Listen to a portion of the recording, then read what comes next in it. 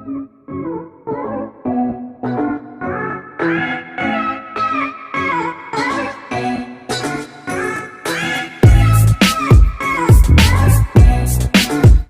Back to class for planning with Rahul Sharma yo friend and right. तो आज की class हम बात करने रहे ISLM model. Sir ISLM model है क्या, एक्चुअली इसको कैसे करते हैं, why this really the most important question for our examination. हमारे एग्जाम में कंफर्म क्वेश्चन आता है ISLM मॉडल। अब ये कैसे करना है, करने का तरीका क्या होगा, from the beginning till the last we will going to discuss each and every point. I just want you to be very tentative and do write down जो मैं बोलते जाऊंगा। ये बोर्ड जितना यूज कर पाऊंगा डेफिनेटली मैं कोशिश करूंगा कि आप कॉन्सेप्ट को पूरा क्लियर करो। The first thing that is ISLM model. Sir आप ISLM मॉडल को कहते क्या हो? The first thing this is the investment and saving. I repeat, investment and saving. आप बोलते हो सर इन्वेस्टमेंट और सेविंग के कॉन्सेप्ट को बताता है। So more we invest, less we're going to save, or more we save, less we're going to invest। इस concept को पूरा ध्यान रखना। बेसिकली इनवर्स रिलेशन में एक को बढ़ाऊं तो दूसरा कम हो जाएगा और दूसरे को बढ़ाऊं तो पहला कम हो जाएगा। ये तो गया हमारा IS। So the LM stands for liquidity preference and money supply। liquidity preference and then money supply। again liquidity preference ज्यादा करोगे तो मनी सप्लाई कम हो जाएगी और मनी सप्लाई ज्यादा करोगे तो liquidity preference कम हो जाएगी। अगर मैं इसको बोलूं तो हम बात करते हैं goods market and money market equilibrium। yes, the goods and money market equilibrium, this is all about ISLM model। Sir ये गुड्स और मनी मार्केट के इक्विलिब्रियम की बात करता है। इसको समझ लो, this model test about the goods market and money market interaction. Goods market और मनी मार्केट कैसे इंटरेक्ट करती है। दूसरों सिंपल वर्ड से बताता हूं, अगर आपके पास मार्केट में पैसा है और आप मार्केट में लगा रहे हैं, when you are having the money और आप पैसे को बाजार में लगा रहे हो, तो ये मॉडल काम करता है। Means I have the money in my pocket but I am not spending in a market, तो मॉडल काम नहीं करने वाला, क्योंकि पैसा खर्चूंगा तब मार्केट बूम करेगी। Look at here, actually it is a graphical representation of Keynes general theory of employment interest and money. बिल्कुल ठीक है, उसी मॉडल को फॉलो करके उसकी ग्राफिकल प्रेजेंटेशन ले ली। किसने की? हिक्स ने की। पहले हिक्स ने ली, उसके बाद उसको और अपडेट कर दिया। हिक्स ने इस मॉडल के बनते, इस थ्योरी के बनते विद अ मंथ एक नया मॉडल को ग्राफिकल प्रेजेंटेशन दे दिया, जिसको हम बोलते हैं John Hicks present this model just after 1 month of this theory, that was in 1936। Further it was developed by Alvin Hansen and then it is known as Hicks Hansen theory. तो paper में अगर Hicks Hansen theory आती है तो भाई वो ISLM model ही है, घबराने की जरूरत नहीं है। तो पहले बात करते हैं किसकी? IS मॉडल की। Yes, we need to work on IS model. तो इसके लिए हमें बनाना पड़ेगा क्या? IS curve. Yes, we guys need to clear the IS curve. अब ये IS कर्व क्या होगा सर और कैसे बनेगा, जब ध्यान से देख लेना यार। I want you guys to be very tentative. आपने कहा ये हो गया हमारा x axis and this is our y axis. I hope सबको दिख रहा होगा x एक्सिस और y एक्सिस। अब x एक्सिस और y एक्सिस बनते ही मेरे पास सबसे पहले आती है इनकम। अब आपने कहा सर ये इनकम होगी हमारी। अब सीरियसली इस कॉन्सेप्ट को क्लियर करना है, तो मेरे ख्याल से चीजों को समझने के लिए थोड़ा और डेवलप करेंगे और समझाएंगे। तो आपने कहा ये आ गई हमारी इनकम। अब इनकम आने पे हम कहते हैं एग्रीगेट डिमांड लेते हैं, AD। We know that AD equal to C plus I। I repeat, we know that AD means aggregate demand, और ये कभी भी जीरो से शुरू नहीं होती। मेरे ख्याल से कॉन्सेप्ट सबको पता है। This is known as to be autonomous consumption. ये होती है ऑटोनोमस कंजम्पशन। इसको लेटर ऑन किसी और वीडियो में बताएंगे। फिलहाल हम बता रहे कि AD। आपने कहा दिस इज द AD। चलो सर ये कॉन्सेप्ट भी क्लियर हो गया। अब यहां पे हमने सबसे पहला पॉइंट लिया, जो हमने बेस दिया x axis, that is national income. ये आ गई हमारी national income. The base is known as to be national income. और हमने कहा यहां ये स्टैंड करता है एग्रीगेट डिमांड के लिए। ठीक है सर, दो चीज दोनों कॉन्सेप्ट में क्लियर है। ये स्टैंड करता है एग्रीगेट डिमांड के लिए, ये क्लियर करता है बेस के लिए। अब मैं क्या करता हूं, मैं एग्रीगेट डिमांड को टाइमली धीरे धीरे बढ़ाता हूं। मैं मार्केट में इन्वेस्टमेंट बढ़ाता हूं। अगर मैंने मार्केट में इन्वेस्टमेंट बढ़ाई, लुक एट इट, पहला केस AD1, फिर मैंने इन्वेस्टमेंट फिर बढ़ाई, the second case is AD2। Look at it, AD1 means C plus I1, ये हो गया C प्लस I2। मेरे ख्याल से यहां पे सबको कॉन्सेप्ट क्लियर है। C stand for consumption, I1 जो इन्वेस्टमेंट हुई अभी आपने उसको ऐड ऑन कर दिया, जो उसका इन्वेस्टमेंट हुई उसको आपने I2 कर दिया। दो चीजें क्लियर हो गई हमारी। ये तो हमारा अभी क्या बना, हमने बनाया अभी सिर्फ मार्केट में एग्रीगेट डिमांड कैसे काम करता है, ये कॉन्सेप्ट पूरा पूरा क्लियर है। अब थोड़ा सा इसको क्लियर करते हैं, इसी फिगर को यहां लेके चलते हैं।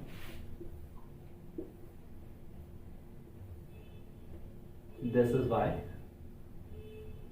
This is your AD, AD1, AD2. Now guys listen carefully, this is really important. This is aggregate demand, this is national income, x axis, y axis, O. नीचे हमने कोर कर्व बना दिया, same x axis, O, y axis. थोड़ा यहां से हटा देते हैं।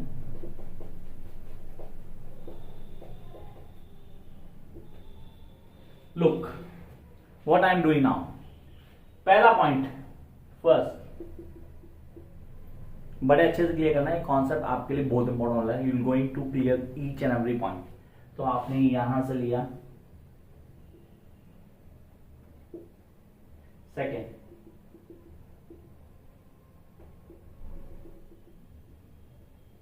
Third,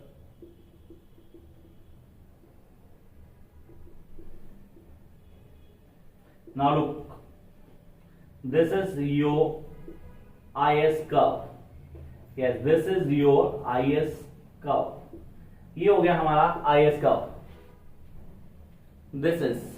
this one is your IS curve। तो थोड़ा डार्क कर देते हैं,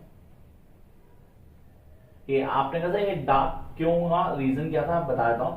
अब अगर ध्यान से देखो sir, it's just like an demand curve, yes it's just like in demand curve, बिल्कुल डिमांड कर्व की तरह काम कर रहा है। अब यहां पे मेरे पास जो y एक्सिस है that is known as to be rate of interest. अब ये रेट ऑफ इंटरेस्ट क्यों है, I let you know, rate of interest and the base define करता है हमें किसको, इनकम को, सेम नेशनल इनकम। अब इस कॉन्सेप्ट को थोड़ा तसल्ली से समझते हैं और बड़ी अच्छी चीजों को क्लियर करेंगे। द फर्स्ट थिंग, आपने कहा रेट ऑफ इंटरेस्ट हमारा, जैसे जैसे हमारा रेट ऑफ इंटरेस्ट क्या होगा सर, लुक हियर, जैसे से बढ़ता गया, जैसे रेट ऑफ इंटरेस्ट कम होता गया, हमारा मार्केट स्टैंडिंग जो नेशन का वो बढ़ती गई, रीजन कंजम्पशन बढ़ता गया। जितना रेट ऑफ इंटरेस्ट कम होगा उतना हमारा डिस्पोजेबल इनकम बढ़ेगी, और जितनी डिस्पोजेबल इनकम बढ़ेगी हमारी कंजम्पशन बढ़ेगी, और कंजम्पशन बढ़ेगी नेशनल इनकम बढ़ेगी। तो IS that means investment and saving, the more you will going to invest the more you will going to get the national income. तो दो तीन चीजें हमारे लिए सबसे इंपॉर्टेंट जो हमें याद रखनी है यहाँ पे। सबसे पहले that the interest rate and investment has a inverse relationship. पहला पॉइंट जो आपको दिमाग में रखना है वो बहुत अच्छे से क्लियर करेंगे कि इंटरेस्ट रेट, और पहला इंटरेस्ट रेट और दूसरा point that is the investment, दोनों के अंदर क्या होता है, एक इनवर्स रिलेशनशिप होती है। Yes we do have a inverse relationship between the interest rate and investment. जितनी इन्वेस्टमेंट बढ़ेगी वो डिपेंड करता है जितना आपका इंटरेस्ट रेट कम होगा। लुक एट इट, जैसे जैसे इंटरेस्ट रेट कम होता गया हमारी क्या होगी, हमारी नेशनल इनकम बढ़ती गई, जिसको आप इन्वेस्टमेंट बोलते हो। आपने कहा इन्वेस्टमेंट काम करेगी, मल्टीप्लायर की वीडियो नहीं देखी तो please do watch that video too, आपका पूरा कॉन्सेप्ट क्लियर करेगा। तो ऐसे में हमें पहला पॉइंट जो क्लियर किया गया that the interest rate and investment have a inverse relationship. Yes do have an inverse relationship, जहां आप बोलते हो हमारे पास इंटरेस्ट रेट जैसे ही फॉल करता है इन्वेस्टमेंट राइज करती है। जैसे यहां पे देखो आप, इंटरेस्ट रेट ने फॉल करना शुरू किया, हमारी इन्वेस्टमेंट ने राइज करना शुरू कर दिया। Sir point clear. Come up to next one that is really important. आप कहते हो इन्वेस्टमेंट इंक्रीज होती है तो नेशनल इनकम डेफिनेटली इंक्रीज होती है। जितनी हमारी इन्वेस्टमेंट इंक्रीज होगी उतनी हमारी नेशनल इनकम भी इंक्रीज होगी। तो ये था IS मॉडल। तो यहां पे आपने बिगिनिंग की and then I will completed the IS curve here. I hope concept clear हुआ। इसको क्लियर करो, अगर उतारना है तो उतार लो, क्योंकि अब हम आते हैं LM कर्व के ऊपर and that be very easy to do. I hope आप स्क्रीनशॉट ले सकते हैं, you want to clear this. Now time to discuss LM curve. अब LM कर्व को क्लियर करना है तो हमें दो चीजें क्लियर करते हैं। सबसे पहले हम बोलते हैं मनी सप्लाई की बात करते हैं। Yes we do talk about money supply. सब मनी सप्लाई को कौन कंट्रोल करता है? अगर मैं इंडिया की बात करता हूँ, इंडिया में मनी सप्लाई को कंट्रोल करता है RBI, reserve bank of India. तो एक अथॉरिटी है, ये क्या करती है, मनी सप्लाई को हमेशा एक पोजीशन में रोक के रखती है कि इसको फ्लक्चुएट नहीं करने देगी। हाँ, कभी इसमें चेंज लेके आती है जब भी उसे मार्केट को इक्विलिब्रियम पे वापस लेके आना होता है। That is money supply, that is headed by RBI, जो इसको अथॉरिटेटिवली कंट्रोल करेगी।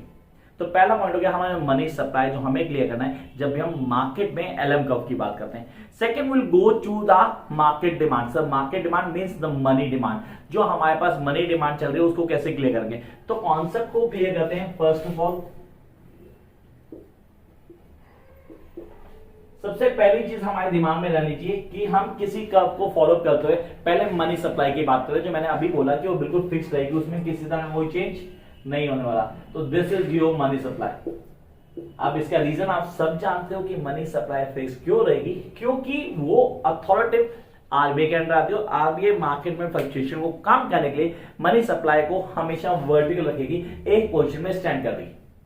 तो this is your money supply. अब मनी सप्लाई का कहीं भी रेट ऑफ इंटरेस्ट पे कोई फर्क नहीं पड़ता, वो कह रही है वो न्यूट्रल रहेगी भाई।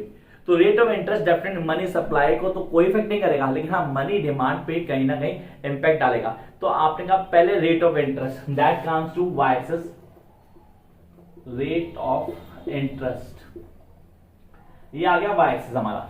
Now will come to the X axis. Sir ये एक्स एक्सिस क्या है हमारा, व्हाट इज एक्स एक्सिस, और इस एक्स एक्सिस को कैसे लेना है, this is none other than the money demand. तो ये आ गई हमारी मनी डिमांड। अब जरा इसको तसल्ली से समझने के लिए हम सबसे पहले क्या करते हैं, हम मार्केट की एक सिचुएशन लेके आते हैं जहां पे मेरे पास रेट ऑफ इंटरेस्ट है this the rate of interest.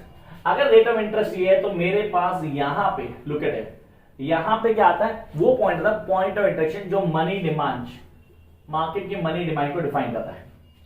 अब as the interest rate definitely क्या था, हाई होता है। इंटरेस्ट रेट हाई हुआ आपका, लुक अगेन, अब जैसे जैसे ये इंटरेस्ट रेट हाई होता जाएगा तो डेफिनेटली पॉइंट ऑफ इंटरेक्शन जो हमारा वो कटता जाएगा। तो आपने कहा सर पहला पॉइंट तो ये था, दूसरा पॉइंट क्या हुआ सर, ये हो गया। तो अब यहां पे सॉरी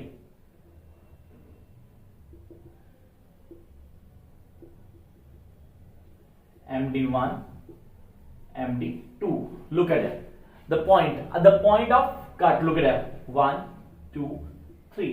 तो हमारे पास ये आ गए। अब इसको क्लियर करने के लिए मेरे को एलएम कर्व बनाना, I really need to make an LM curve. Come to the LM curve here, X axis O Y axis, इसको थोड़ा एक्सटेंड कर दो यार please.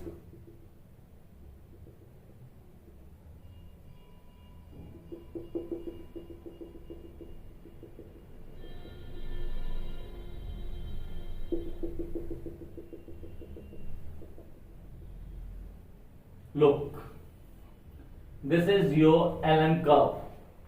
Yes, this is your LM curve। ध्यान देखो ये सप्लाई कर्व आ गया आपका, ऑनेस्टली सप्लाई कर्व। आपने कहा LM curve it just look like an supply curve, जहां पे मार्केट में प्राइस बढ़ता है तो सप्लाई बढ़ती है, प्राइस घटता है तो सप्लाई कर्व होती है। तो इंटरेस्ट रेट जितना बढ़ेगा हमारी मार्केट के अंदर जो एक्सेसिबिलिटी है, दैट इज मनी डिमांड, वो उतनी बढ़ जाएगी। तो ये कॉन्सेप्ट पूरा का पूरा क्लियर करता है आपको यो एलएम कर्व। तो यहां पे हमारा कॉन्सेप्ट आई होप क्लियर हुआ कि आईएसएफ कर्व कैसे बनता है एंड देन एलएम कर्व क्या है, दोनों के कॉन्सेप्ट क्या है। अब दो तीन चीजें हमें ऑन टिप कर रखनी है। फर्स्ट, जब हम बात करते हैं मनी सप्लाई, वो फिक्स रहेगी, उसको पूरी तरह से वर्टिकली स्टैंड दिया जाएगा क्योंकि वो एक अथॉरिटी पूरा स्टैंड कर रही है, उसको लेके चलती है। सेकेंडली, हम जो हमें दिमाग में रखना है that is the money demand increase. जैसे ही मनी डिमांड इंक्रीज होती है हमारी, जो गुड्स और सर्विस है मार्केट के अंदर, वो अपना इक्विलिब्रियम बना लेते हैं, they make their own place in equilibrium. And then come to the major point, the government has to increase its interest rate to cover up with market equilibrium. Market equilibrium को stand करने के लिए government को क्या करना पड़ता है, government को अपना इंटरेस्ट रेट बढ़ाना पड़ता है। सर गवर्नमेंट इंटरेस्ट रेट क्यों बढ़ाएगी, इसको क्लियर कर देते हैं ना। मार्केट में जब भी एग्रीगेट डिमांड बढ़ेगा तो मतलब मनी डिमांड बढ़ रही है मार्केट के अंदर, अब इक्विलिब्रियम कहीं ना कहीं डिसबैलेंस होगा। अब उस इक्विलिब्रियम को बैलेंस करने के लिए गवर्नमेंट क्या करेगी, इंटरेस्ट रेट बढ़ाएगी ताकि लोगों की कंजम्पशन पावर कम हो पाए। अगर कंजम्पशन पावर कम होगी तो अपने आप मार्केट किस पे आ जाएगी, मार्केट आ जाएगी in a position of equilibrium. Is that clear? I hope यहाँ पे कॉन्सेप्ट हमारा क्लियर हुआ होगा कि हमें पता कि मार्केट के अंदर जब भी एक्सेस मनी आ जाएगी तो उसको रिड्यूस करने के लिए गवर्नमेंट क्या कहती है, टैक्सेस इंपोज कर देती है। More taxes are to be impose. जब भी मोर टैक्सेस इंपोज किए जाते हैं लोगों की कंजम्पशन पावर कम होती है, और जब कंजम्पशन पावर कम होती है तो इक्विलिब्रियम अपने आप किस पे आता है, उस पॉइंट पे आता है जो बैलेंस सिचुएशन होती है। अब थोड़ा क्लियर करते हैं, हम किसकी बात करते हैं, हम बात करते हैं equilibrium point of ISLM curve. Yes, the equilibrium point of ISLM curve. Look at here.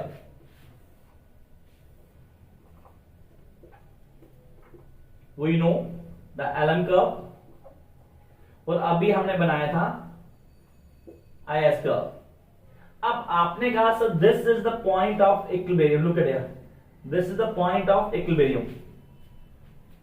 Yes, this is the point of equilibrium जहां पे मेरे पास मार्केट के अंदर इक्विलिब्रियम होता है, क्योंकि this point is known as to the point of equilibrium where the economy is on balance stage. Yes, where the economy is on balance stage, and we guys can clear the ISLM model here।